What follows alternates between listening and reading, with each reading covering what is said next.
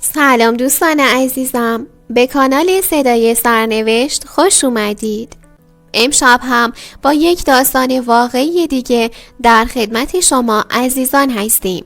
پس برای شنیدن این داستان تا انتها با ما همراه باشید. زندگی خیلی خوب و شادی داشتم. همه چیز آروم و بر وفق مراد بود. دلم خوش بود و خیال می کردم که این خوشی تا ابد موندگاره. غافل از اینکه سرنوشت بازی‌های عجیبی رو برام چید. من هانیم و الان 31 سالمه و ساکن ترکیه‌ام. این اتفاقا برمیگرده به زمانی که من 12 سالم بود. تک دختره خانواده بودم. پدرم راننده کامیون بود و مادرم خانه‌دار. بابام اکثرا تو جاده ها بود و خیلی وقتا خونه نبود. اما وقتی که می اومد خونه با تموم خستگی هایی که داشت با شوق کنارمون می نشست و برامون از خاطره های سفرش می گفت. مامانم یه زن آروم و خوشرو بود که همیشه کنارش احساس آرامش داشتم. از دستپختش نگم، عالی بود. توی تمام فامیل رو دستپخت مامانم نبود. تو خانومی تک بود. من کنارشون همیشه خوشحال بودم و خدا رو شکر می کردم.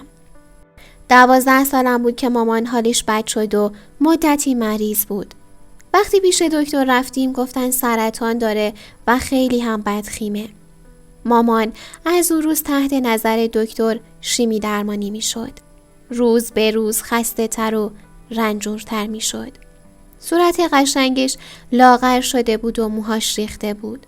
اما با این حال همیشه سعی می کرد بخنده و خودش رو شاد نشون بده تا من ناراحت نباشم.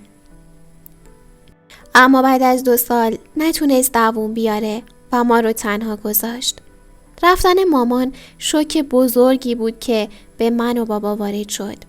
هیچ کدوم حال خوبی نداشتیم. بابا عاشق مامان بود و بعد رفتنش حسابی شکسته شد. 40 مامان گذشت. تو این مدت من خونه مامان جون بودم. اکثرا به خاطر مراسمای مامان خونه شلوغ بود و همه برای عرض تسلیت می اومدن. بابا تا اون موقع سر کار نرفته بود. اما بعد از 40 دیگه باید میرفت سر کارش. این شد که من به خونه مادر بزرگ پدریم رفتم تا با اونا زندگی کنم و در نبود بابا من تنها نباشم. صبح پدر بزرگ منو به مدرسه می برد و ظهر هم می اومد دنبالم. تو مدرسه از همه دوستان فاصله گرفته بودم. گوشه‌گیر شده بودم. دست خودم نبود. غم مامان داغونم کرده بود. روزا همینطور میگذشت. یه روز که بابا از سفر برگشته بود شنیدم که مامان بزرگ بهش میگفت دیگه پیر شده و نگهداری از من براش سخته. بهش میگفت تو هم باید فکر زندگیت باشی. فردا روزی منم میرم. این بچه رو میخوای چی کار کنی؟ بابا گفت نگران نباش مامان، خودم درستش میکنم. خیلی ناراحت شدم. حس سربار بودن میکردم. همیشه تو کارا به مادر جون کمک میکردم. اما خب مثل این که مسئولیت من براشون سخت بود. 1 سال از رفتن مامان میگذشت و من چند بار دیگه این حرفا رو از مامان جون شنیدم. بعد از مراسم سالگرد مامان تازه فهمیدم که مامان جون چه نقشه‌ای برای بابا داشته. تمام این مدت سعی داشت ذهن بابا رو بخوره تا بتونه بعد از سالگرد مامان اونو زن بده. دختر همسایه‌شون فخری خانوم که اسمش میترا بود و برای بابا در نظر داشت. میترا هم ازدواج کرده بود و به گفته خودشون شوهرش معتاد بوده و کتکش میزده. اونم از شوهرش جدا شده. من نمیخواستم میترا زن بابام بشه. تو این مدت که خونه مامان جون بودم هر از گاهی با مادرش به اونجا می اومدن. همیشه سعی می کرد با من حرف بزنه، به هم محبت کنه. یه جورایی می خواست توی دلم جا باز کنه. حالا می فهمم که قصدش چی بوده. تمام اون کاراش دروغ بود. وقتی با خبر شدم از این موضوع با بابا قهر کردم. بهش گفتم هیچ وقت نباید ازدواج کنه. هیچ کس نمیتونه جای مادرمو بگیره. مادر جون از این رفتارم کلی حرصی میشد و زیر لبی بد و بیراه بهم میگفت. اما قهر کردن من فایده نداشت و آخر بابا با میترا ازدواج کردن و ما برگشتیم خونه خودمون. خونه هنوز بوی مامانو میداد. اما حالا میترا به محض اینکه اومد همه چیزو عوض کرد. تمام وسایل مامانو توی انباری گذاشت. مثلا میخواست که ما ناراحت نباشیم. بابا میرفت سر کار و منم مشغول درس بودم. میترا جلوی بابا خیلی باهام خوب بود و نقشه مادر نمونه رو بازی میکرد. اما وقتی بابا میرفت میشد نامادری سیندرلا. زندگی کردن باهاش واقعا طاقت فرسا بود. برای اینکه کمتر تو خونه باهاش سر و کله بزنم یا خودم رو مشغول درس میکردم یا با دوستام از خونه میزدم بیرون که باهاش چشم تو چشم نشم. 5 سال از ازدواج بابا و میترا میگذشت و روز به روز رفتار اون با من بدتر میشد. همیشه پیش بابا غر میزد و از من گلایه میکرد. خودشو مظلوم جلوه میداد که من نمیتونم باهاش مهربون باشم. زحمتاشو نادیده میگیرم و من بودم که مقصر بودم. سعی داشت با این کارا بابا رو راضی کنه که منو شوهر بده. اما بابا دلش رضا نبود و میگفت دخترم هنوز بچه است. باید درس بخونه. اونم دیگه چیزی نگفت. قدم میترا واقعا توی زندگیمون نحس بود. چون من بابا رو هم از دست دادم. دقیقاً 6 سال بعد از مامان. اون تصادف کرد و از دنیا رفت. حالا من توی 20 سالگی یتیم شده بودم و هیچ کس رو نداشتم. حالا فقط میترا بود. من سخت‌ترین روزای زندگیمو میگذروندم. نتونستم کنکور بدم و دانشگاه برم. یعنی حوصله‌ای هم برای درس و دانشگاه نداشتم. سر و کله زدم با میترا به تنهایی کلی رمقمو میگرفت. 2 سال بود که بابا رو از دست داده بودیم و دیگه تقریباً هیچ پولی نداشتیم. هر جایی که رفتم برای استخدام چون سابقه کاری نداشتم قبولم نمی کردن. واقعاً همه چیز سخت شده بود. حتی دیگه 1000 تومنم توی خونه نداشتیم. میترا هم که خدا رو شکر زحمتی به خودش نمیداد. در به در دنبال کار بودم اما هیچی به هیچی. تا اینکه یه شب میترا حرفی زد که حسابی منو دیوونه کرد. بهم گفت باید برم و فاحشه بشم. درآمد خوبی داره. تنها راهمون همینه. چی میگفت این زن؟ کلی سر این موضوع باهاش دعوا کردم و از خونه زدم بیرون. جایی رو نداشتم که برم. خونه مامان جونم دلم نمیخواست برم. هر موقع میرفتم کلی بهم غر میزد و این بیشتر عصبانی میکرد. تنها جایی که میتونستم برم خونه عموم بود. به سمت خونهشون راه افتادم. عموم با نگرانی گفت عمو چی شده؟ چرا اینقدر پریشونی؟ چرا از خونه زدی بیرون؟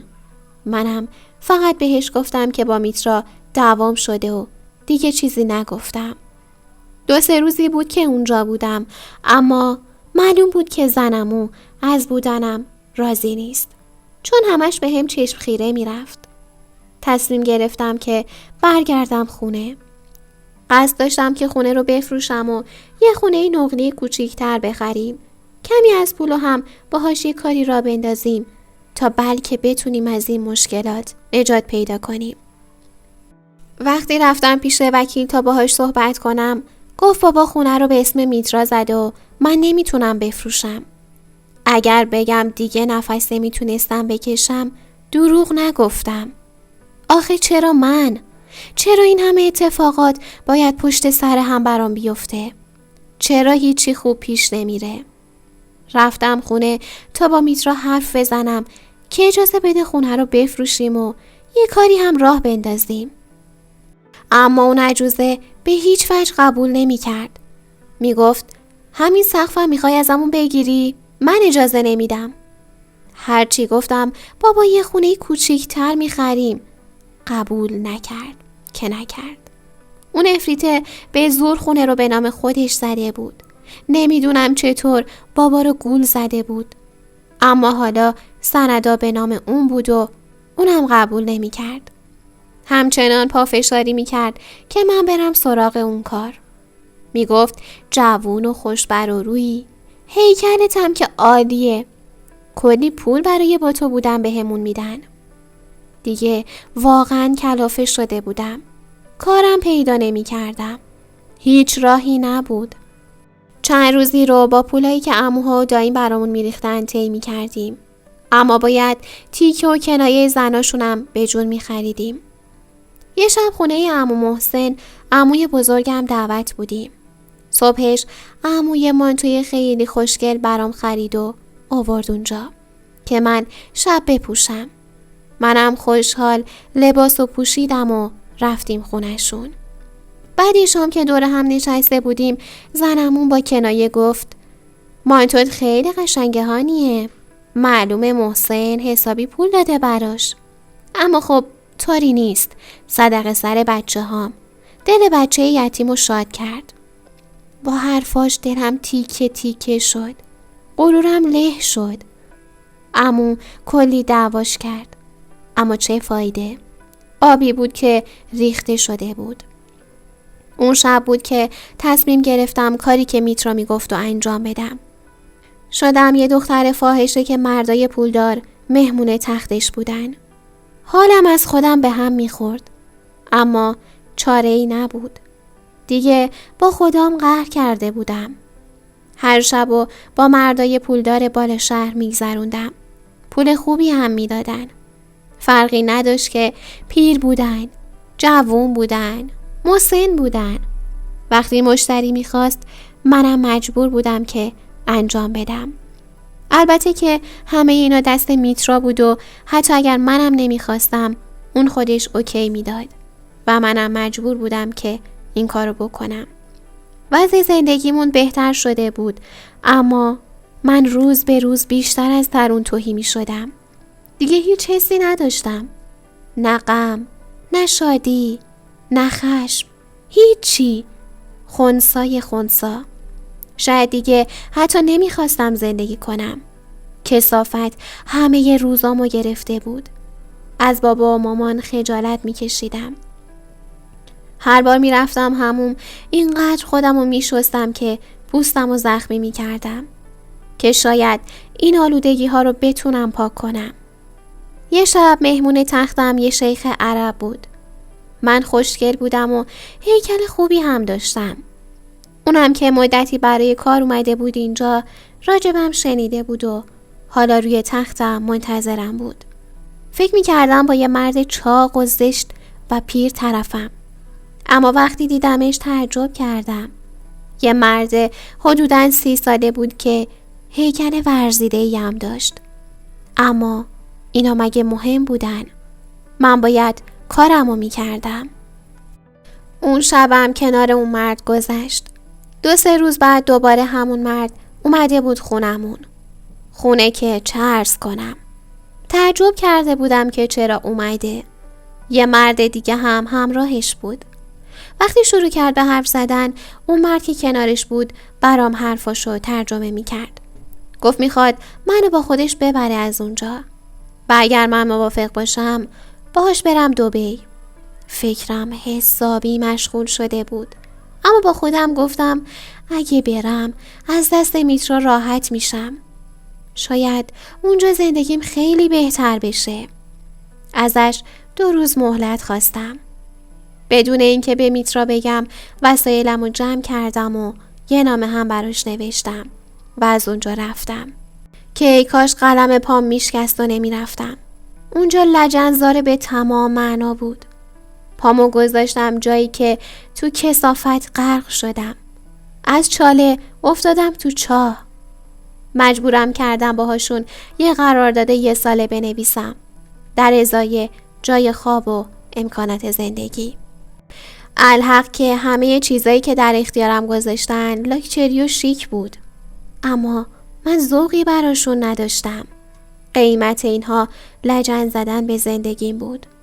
اما تو کشور غریب کجا رو داشتم که برم؟ بازم من بیچاره موندم. از اون شب به بعد مهمون تختم مردای پولدار و شیخای عرب بودن. درد همه جونم رو گرفته بود. دیگه حالم از خودم به هم میخورد. تو آینه که خودم رو میدیدم بالا می آوردم. شاید فکر کنید اینها در حد احساس بود، اما نه، واقعا حالم به هم میخورد. روانم به هم ریخته بود. دیگه میخواستم خودم رو بکشم. بس بود. تحمل نداشتم. نگاه های هوس‌آلود و نجس این مردا رو دیگه نمیتونستم تحمل کنم. تیغ و دستم گرفتم و چشمامو بستم. یه عالمه مشروب خورده بودم تا راحت تر این کارو بکنم و خودمو خلاص کنم.